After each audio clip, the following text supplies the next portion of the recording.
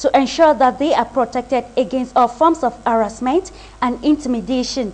Also in the paper, Michael Kangu says, it seems UPND leader Hakainde Hichilema visited Mufungwe to campaign for the 2016 general elections and not to help the MND's ill-fated parliamentary campaign as promised. Read more on Sunday Post for more information. We'll be looking now at Business Day South Africa. The paper has on its front page, JS is still facing threat of litigation over Gaunslet. Retired Deputy President of the Supreme Court of Appeal, Louis Harms, again has written to the Judicial Service Commission, GSC, for clarity on its reasons of not recommending top sleek Jeremy Gaunslet for appointment to the Western Cape High Court. The paper also writes that Competition Commission declines to probe SAA. The Competition Commission says it does not have any evidence that the Treasury's 5 billion rand guarantee for South African Airways, SAA, amounts to anti-competitive conduct and has therefore decided not to investigate its distorting effect on the industry. Read more on Business Day South Africa. Still in South Africa, we're looking at Daily Dispatch. In the journal, it's written that Nelson Mandela's grandson, Kosi Manla Mandela, has lashed out at Abba Tembo King, Boyoleka Danilebo, who claimed that last week his chieftaincy of Mwezo was illegitimate. Danindi had accused Manla Mandela for eyeing his kingship and being part of a plot to dethrone him. In another development, Eastern Cape Boxing is mourning the death of Eastern Cape Junior Featherweight champion Lundi Madondili, who was killed during a party at his East London home on Sunday morning. Visit Daily Dispatch South Africa for more details. Now taking you to Asia, I'll be looking at China Daily. According to this paper, China banking sector remains largely healthy and market-oriented reforms will be continued prudently. According to finance officials, banks are also seeking opportunities to further expand business overseas as the yuan increasingly becomes a global currency. Chairman of the China Banking Regulatory Commission, Zhang Fuling, during the 18th National Congress of the Communist Party of China said the banking system's risk is under control and the non-performing loan ratio 0.97% is low. Read other stories like Cultural Gathering on China Daily. Still in Asia, I'll be looking at the Wall Street Journal Asia. In the paper, it's written, challenges that await Xi Jinping. Xi Jinping, who takes over the country's top post on Thursday, knows better than to look to Mao, the founder of the communist regime who vowed never to take the capitalist road. Mr. Xi might instead dig deeper into Chinese history to the austere ancient wisdom of Mencius, the Confucian scholar who advocated the mandate of heaven, principle that an unjust emperor could be overthrown.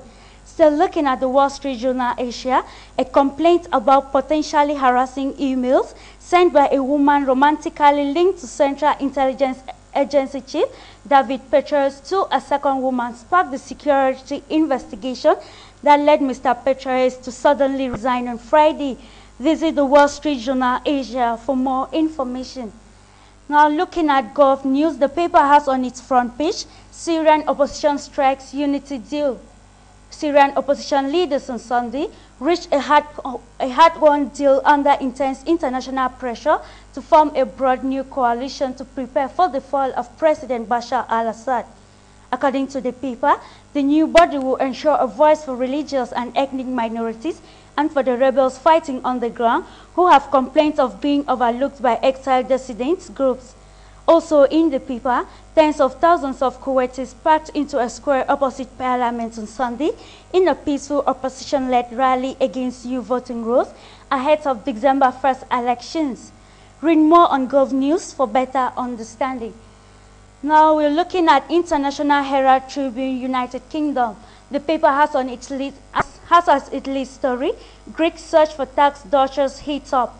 In recent weeks, tax experts at Greece's finance ministry have been scrutinizing the finances of about 15,000 Greeks to see if money they have sent abroad in the past 3 years, about $5 billion in all, exceeds the declared worth on their tax returns.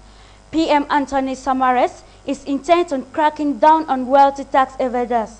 The paper also writes that BBC needs major reforms after scandal, official says.